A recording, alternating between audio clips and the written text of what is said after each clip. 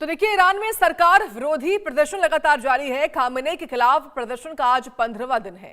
राजधानी तेहरान समेत कई शहरों में विरोध प्रदर्शन लगातार देखने को मिल रहा है। विरोध प्रदर्शनों में 500 से ज्यादा लोगों की मौत हो चुकी है। मरने वालों में 48 ईरान के जो सेना है ईरान की, उनके जवान शामिल हैं। 10,000 से भी ज्यादा प्रदर्शनकारी गिरफ्तार हो चुके हैं। ईरान में सेना के कर्नल मेहदी रहीमी की भी हत्या कर दी गई है।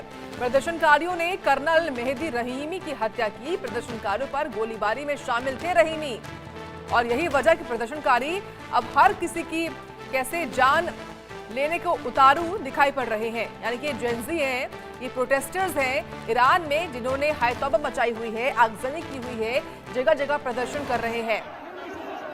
राजधानी तेहरान है ये ईरान की, और यहाँ पर कैसा मंजर है ये तस्वीरें बयां कर रही है। देखिए, आपको आग की लपटें दिखाई पड़ रही होंगी, कैसे जगह जगह ऐसे ही, क्योंकि कई सरकारी दफ्तर हैं जिनको आग लगा दी है। ये देखिए किस तरीके से प्रोटेस्ट जो है वो लगातार बढ़ रहा है, और आज 15वां दिन है, 15 दिन बीत चुके हैं। ये वीडियो आपके सामने दरअसल वो है जब कर्नल रहीमी है, उन पर हमला हुआ था, उनकी भी क्योंकि इसमें जान ले ली गई है, क्योंकि प्रदर्शनकारियों पर गोलीबारी में शामिल थे रहीमी।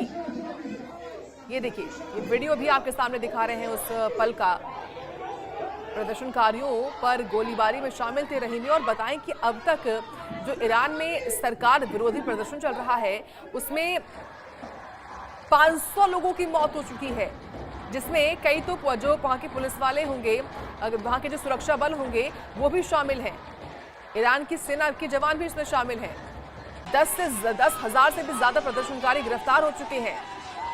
इतना खराब मंजर इस वक्त ईरान में बना हुआ है, खास तौर से वहां की राजधानी तेहरान में। तो देखिए, इसी बीच एक बड़ी खबर ईरान को लेकर अमेरिकी राष्ट्रपति ट्रंप ने बड़ा स्टेटमेंट दे दिया है, बड़ा बयान दिया। कहा कि मुझे हर घंटे की रिपोर्ट मिल रही है, हम बहुत जल्द ही कोई बड़ा निर्णय लेंगे। इस वक्त की बड़ी खबर है जो कि राष्ट्रपति ट्रंप के हवाले से आ रही है, क्योंकि उनकी ओर से एक बड़ा स्टेटमेंट, एक बड़ा बयान दिया गया है। हम सभी जानते हैं लगातार ईरान को और वहां के सुप्रीम लीडर को लेकर लगातार धमकियां और चेतावनी अमेरिकी राष्ट्रपति की ओर से आ रही हैं, और अब ट्रंप ने कहा कि मुझे हर घंटे की रिपोर्ट मिल रही है कि ईरान में क्या हो रहा है, और हम बहुत जल्द एक बड़ा निर्णय लेने वाले हैं। तो मुझे हर घंटे की रिपोर्ट मिल रही है। ये देखिए, ट्रंप की ओर से बड़ा बयान सामने आया है, और हाल ही में उन्होंने खामेनेई को चेतावनी भी दी थी कि जो हो रहा है वो सही नहीं हो रहा है। ईरान को लेकर अमेरिकी राष्ट्रपति का ये बड़ा स्टेटमेंट है, एक बड़ा बयान है। उन्होंने कहा कि मुझे हर घंटे की रिपोर्ट मिल रही है। उन्होंने कहा कि मुझे हर घंटे की रिपोर्ट मिल रही है, और हम बहुत जल्द एक बड़ा निर्णय भी लेने वाले हैं। सहयोगी अजय जांडल जुड़ गए हैं और जानकारी उनसे लेते हैं। अजय, देखिए, लगातार ईरान को लेकर, वहां के सुप्रीम लीडर को लेकर राष्ट्रपति ट्रंप बयान देते रहते हैं, लेकिन ये बयान की मुझे हर घंटे की रिपोर्ट मिल रही है और हम बहुत जल्द एक बड़ा निर्णय भी लेंगे, ये क्या दिखाता है, क्या संदेश दे रहे हैं राष्ट्रपति ट्रंप?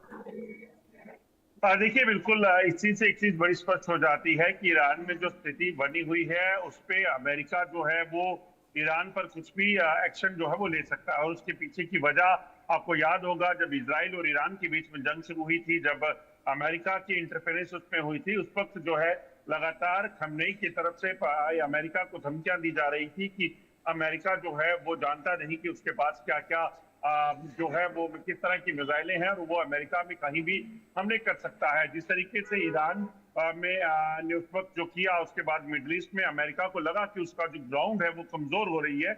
उसके बाद कहीं ना कहीं ये स्पष्ट था कि ईरान कभी भी गलती करेगा या ईरान में कभी भी ऐसी चीजें होंगी तो अमेरिका उसमें इंटरफेयर कर सकता है। और अगर आप देखें तो ईरान की परिस्थितियों पर लगातार ट्रंप की स्टेटमेंट जो है आ रही है। ट्रंप बार बार कह रहे हैं कि अगर वहां पे लोगों पर सुरक्षा बलों ने अगर उनको मारने की कोशिश की तो उन पर अटैक करेंगे, उन पर एक्शन होगा।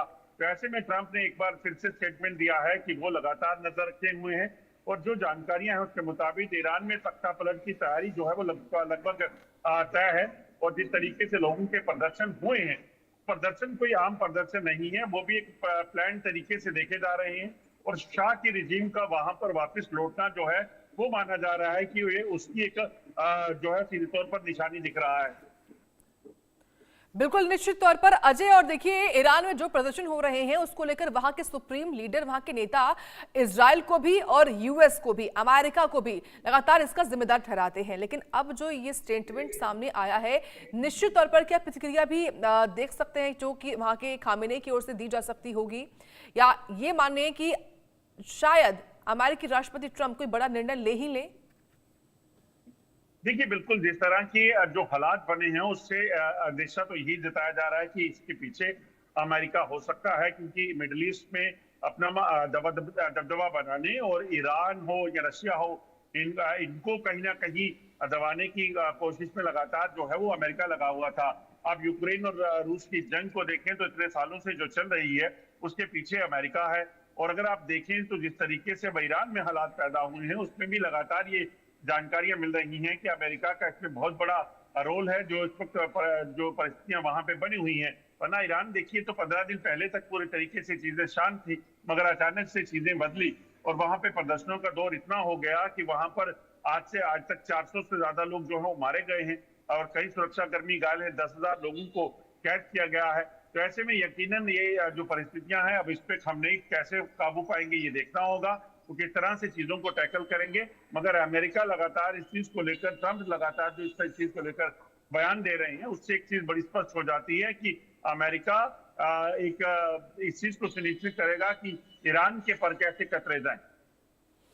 बिल्कुल, लेकिन ये पूरा जो मामला ईरान में इस वक्त चल रहा है वो निश्चित तौर पर वो इंटरनल मामला ज़रूर है, लेकिन क्योंकि इसमें तमाम जो मुल्क हैं वो भी शामिल हैं और ईरान की ओर से इजराइल पर खास तौर से इसको लेकर आरोप लगाए जाते रहे हैं, लेकिन अमेरिका की ओर से जो इस तरीके के बयान सामने आ रहे हैं अजय, क्या ये माने कि इस पूरे मामले में जो इंटरनल लॉज हैं, इंटरनेशनल, माफ कीजिएगा, जो इंटरनेशनल लॉज हैं या फिर यूएन है वो हस्तक्षेप कर सके?